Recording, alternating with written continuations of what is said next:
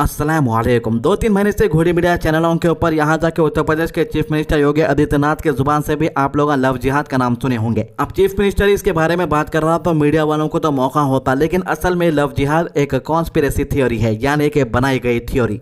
अगर कोई मुसलमान ऐसी हरकत करता है तो इस्लाम में ये जायज़ नहीं, इसे हराम करार दिया जाएगा। ये एक बहुत ही गलत बात है, लेकिन मैं आपको हकीकत के साथ वीडियो बता रहा हूँ जिसके अंदर एक मुस्लिम लड़की की जिंदगी एक शख्स ने बर्बाद कर दी, ये कहकर के वो मुसलमान है। मामला उत्तर प्रदेश के बरेली का है, जहाँ पर एक हिंदू लड़का मुस्लिम बनकर इस लड़की से शादी करा। ये लोगों की आशिकी इंस्टाग्राम से शुरू हुई। इंस्टाग्राम पर ये इस लड़की को अच्छे तस्वीरें बनाकर भेजता था जैसे कि वो मुसलमान है, मतलब टोपी पहनकर, कुर्ता पैजामा पहनकर, मस्जिद को जाने के, मस्जिद से बाहर निकलने के, हर वो तस्वीर जिसके जरिए ये लड़की को बता सके कि वो मुसलमान है। यहाँ तक कि इस लड़की को उसने अपना नाम रहमान बताया था। लड़की के साथ निकाह भी हो गया और 2.5 साल से लड़की के साथ रह रहा था। अब ये लड़की 4 महीने की प्रेग्नेंट है। जैसे ही उसको पता चला कि ये लड़की 4 महीने की प्रेग्नेंट है तो उसको छोड़कर फरार हो गया। अब ये लड़की ने उसके बारे में थोड़ी डिटेल्स जानने की कोशिश करी तो पता चला कि उसका नाम तो आशीष है और वो 2.5 साल से रहमान बनकर झूठे नाटक कर इसके साथ जिंदगी गुजार रहा था, इनकी जिंदगी के साथ खेल रहा था।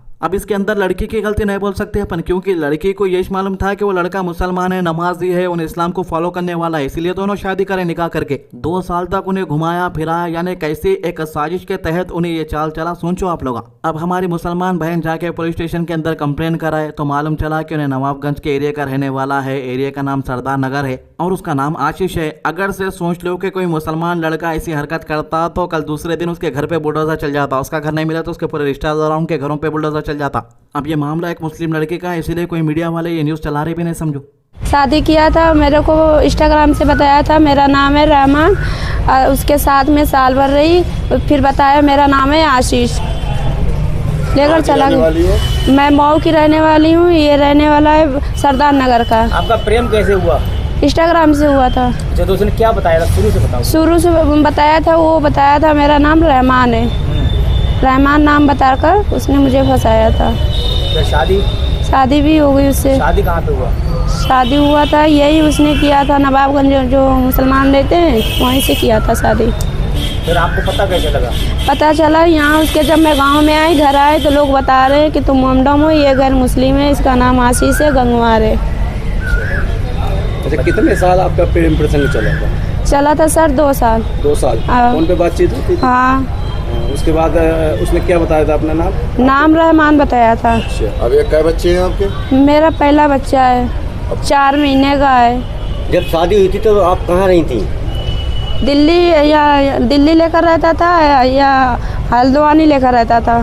तो जो भी मुसलमान भाई इनको जानते हैं या इनकी फैमिली को जानते हैं, हम सब की जिम्मेदारी बनती है कि हमारे ऐसे बहनों की मदद करें जो पर्दे में रहकर एक कॉन्स्पिरेसी का शिकार हुए हैं और इंसाफ के लिए दर बदर भटक रहे हैं, 4 महीने के प्रेग्नेंट भी है। ऐसे जाल से बचे रहे मुस्लिम लड़कियां खासतौर से। अभी आप जिस लड़के की तस्वीर देख रहे हैं वो ये 13 साल का संदीप बंसल है। इस मासूम बच्चे का कत्ल करने वाला कोई और नहीं बल्कि एक्स मुस्लिम सलीम वास्तिक है। अब इस मामले में थोड़ा डिटेल्स में बात कर लेंगे। ये वाकया है 13 साल के संदीप बंसल का, जिसकी जिंदगी खौफनाक वाकये में खत्म कर दी गई 20 जनवरी 1995 की सुबह करीब 11:30 बजे। दिल्ली के दरियागंज इलाके में रहते एक सीमेंट के व्यापारी सीताराम का बेटा संदीप रोज की तरह स्कूल के लिए घर से निकला। घर वालों को बिल्कुल अंदाजा नहीं था कि आम सा दिन इसकी जिंदगी का सबसे बड़ा दर्द बन जाएगा। शाम होती गई, वक्त गुजरता गया, लेकिन संदीप वापस घर नहीं आया। रात होने लगे और घर में बेचैनी और खौफ बढ़ता गया। अगले दिन एक फोन कॉल आती है और इस कॉल ने सब कुछ बदल दिया। फोन पर आवाज आती है कि संदीप उनके कब्जे में है और अगर उसे जिंदा देखना है तो 30,000 रुपये लेकर फ्लोनी फ्लाईओवर पर बागपत जाने वाली एसी बस में रख देना होगा। यह सीधा एक किडनैपिंग का केस बन चुका था। घर वालों की हालत खराब थी और पुलिस को भी इन्फॉर्म कर दिया गया। पुलिस ने जब तहकीकात शुरू की तो एक अहम सुराग मिला। पता चला कि संदीप को आखिरी बार इसके स्कूल के martial art trainer Salim Khan के साथ एक रिक्शा में जाते हुए देखा गया था। पुलिस ने तुरंत सलीम को पकड़ा और उससे पूछताछ की गई। जब दबाव बढ़ा तो इसने सच उगल दिया। इसने पुलिस को एक नाले तक ले जाकर संदीप की लाश बरामद करवाई।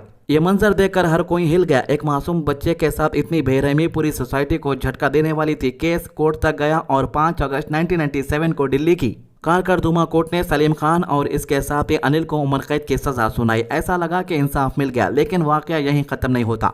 24 नवंबर या 2000 को सलीम खान को इंटरिम बेल मिल जाती है और इसके बाद यह कभी कोर्ट में वापस हाजिर नहीं होता। यह फरार हो जाता है और सालों तक पुलिस की पकड़ से दूर रहता। फरारी के दौरान इसने अपनी जिंदगी को एक नई पहचान के साथ जीना शुरू किया। सबसे पहले कर्नल और अम्बाला में अलमारी बनाने का काम किया, फिर धीरे धीरे अपनी जगह बदलता रहा। 2010 के आसपास ये गाजियाबाद आकर बस गया। यहाँ इसने अपना नाम बदलकर सलीम वास्तिक रख लिया। नई पहचान के साथ इसने रेडीमेड कपड़ों की दुकान खोली और फिर वक्त के साथ साथ सोशल मीडिया और यूट्यूब की दुनिया में भी कदम रखा। इसने ऐसा कंटेंट बनाना शुरू किया जो काफी कंट्रोवर्शियल थे, खासकर मुसलमान कम्युनिटी के खिलाफ। धीरे धीरे इसको कुछ राइट विंग सर्कल्स में सपोर्ट मिलना शुरू हुआ। इसे टीवी डिबेट में बुलाया गया, यूट्यूब पॉडकास्ट में जगह मिली और सियासी लोगों तक भी इसकी पहचान बन गई। ऐसा लगता है कि इसने अपनी नई सोच और अलाइनमेंट को एक शील्ड के तौर पर यूज किया ताकि ये अपनी असली पहचान छुपाकर कानून से बचता रहे। इस दौरान गाजियाबाद में इस पर एक जानलेवा हमला हुआ जिसमें 2 लोग पुलिस एनकाउंटर में मारे गए। ये सब इसकी जिंदगी के छुपे हुए राज और इसके आसपास के अंधेरों को और गहरा करता गया। आखिरकार इतने सालों बाद दिल्ली पुलिस ने इसे गिरफ्तार कर लिया। सलीम वास्तिक उर्फ सलीम खान को पकड़कर तिहाड़ जेल भेज दिया गया। 25 साल तक नाम और पहचान बदलकर जीने वाला ये शख्स अब कानून के हाथ में है। एक पुराना जुर्म जो कभी भुला नहीं गया आज फिर से इंसाफ के दरवाजे तक पहुंच चुका है। ये वाकया सिर्फ एक कत्ल का नहीं बल्कि उस सिस्टम का भी है जहां एक मुजरिम सालों तक अपनी पहचान बदलकर खुला घूमता रहा।